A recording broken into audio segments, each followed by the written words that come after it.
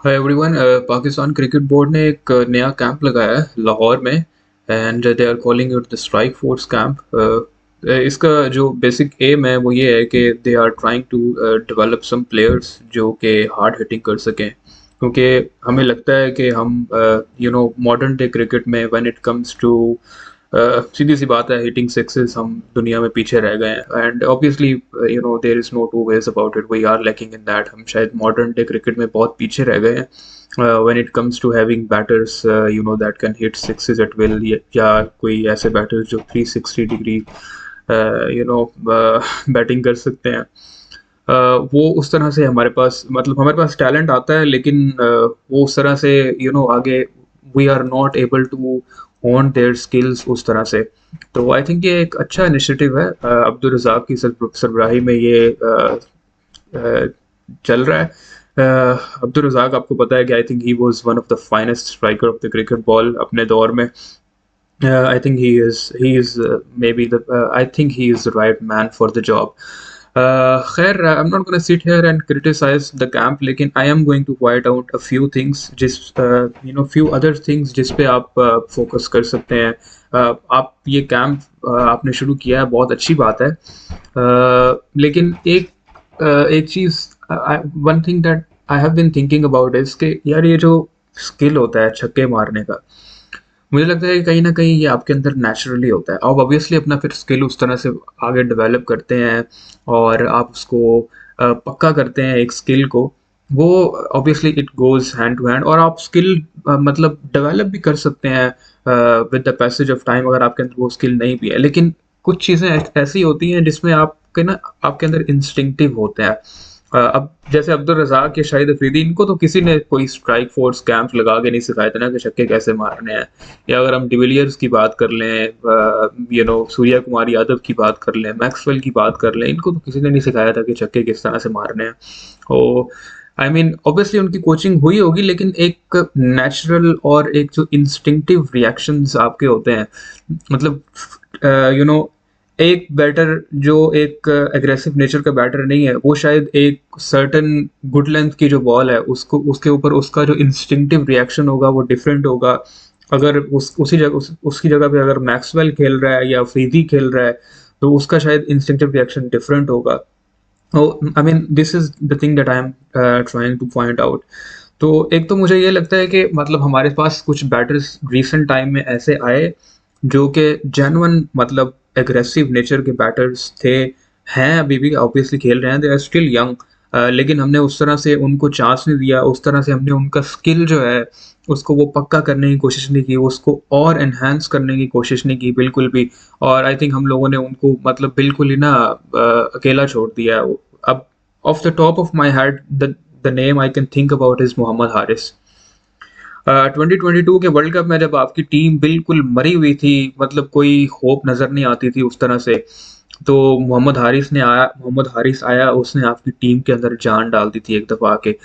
जिस तरह से उसने एनरिक नोकिया को जिस तरह उसने छक्के मारे थे, अनबिलीवेबल। बेशक वो 28 रन्स की जो इनिंग थी उसकी, आई थिंक 28 किया था उसने, या उसके अंदर मतलब जो एक मोमेंटम उसने पाकिस्तान टीम को दे दिया था ना, और जो एक अगली टीम को उसने नीचे लगा के रख दिया था वही 2-3 ओवर के अंदर-अंदर। That was that was something else, that was something जो हमने पाकिस्तान की टीम में बहुत अरसे से नहीं देखी। मोहम्मद हारिस, उसके बाद मोहम्मद हारिस कहाँ है? वो वर्ल्ड कप में उसने फिर न्यूज़ीलैंड के अगेंस्ट भी क्रूशियल इनिंग अच्छी खेली, पाकिस्तान मैच जीता, आई थिंक सेमीफाइनल था उसी वर्ल्ड कप का। तो उसके बाद मोहम्मद हारिस कुछ मौके दिए गए और फिर मोहम्मद हारिस आपको कहीं नज़र नहीं आया। कुछ अरसे से तो बिल्कुल ही टीम के साथ नहीं है, वो स्क्वाड में भी नहीं है।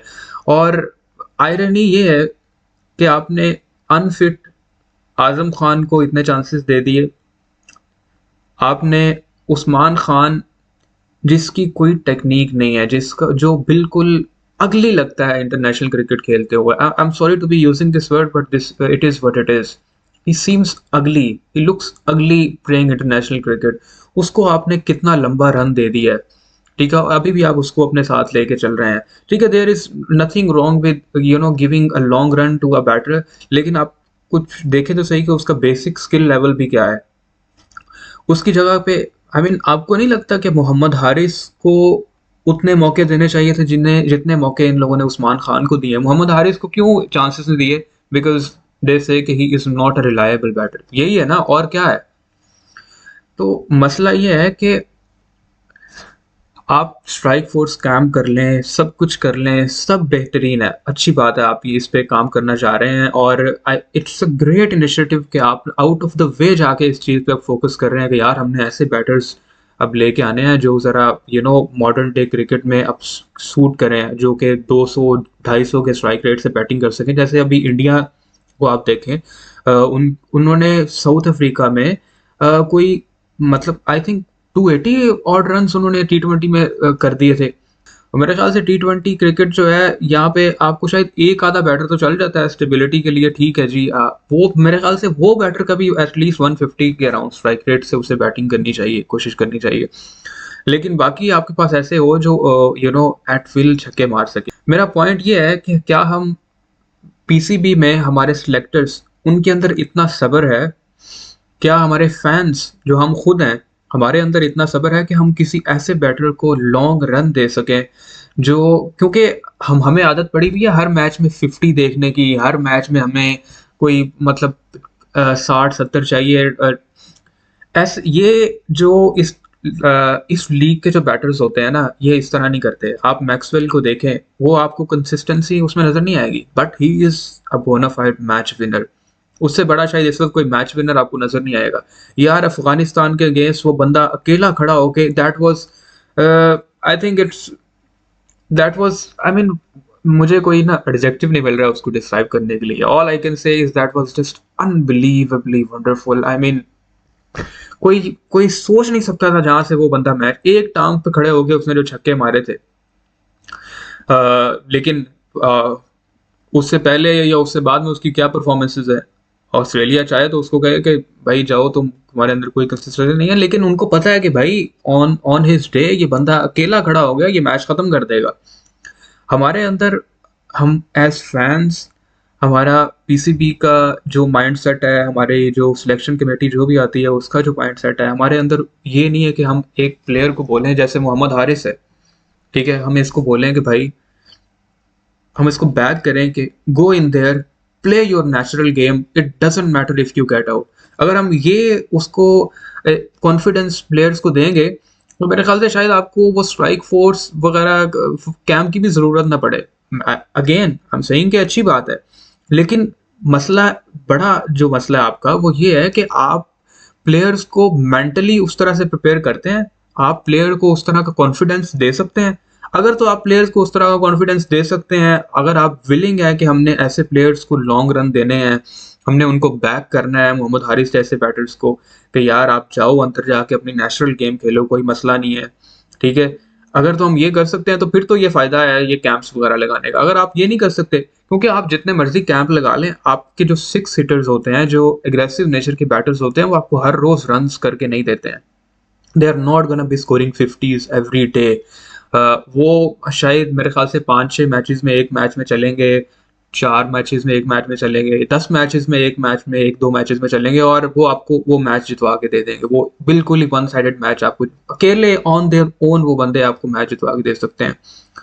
तो पॉइंट ये है कि क्या हम रेडी हैं ये एक्सेप्ट करने के लिए कि हम इनको लॉन्ग रन देंगे इस तरह से? मुझे अभी भी लगता है कि मोहम्मद हारिस एक ऐसा प्लेयर है जिसके साथ ज़्यादती हो रही है, उसको लॉन्ग रन देना चाहिए, इनको उसे बैक करना चाहिए, इनको उसे कॉन्फिडेंस देना चाहिए कि भाई आप अपनी नेचुरल गेम खेलें जाके अंदर जाके, कुट्टो जाके, it doesn't matter if you get out.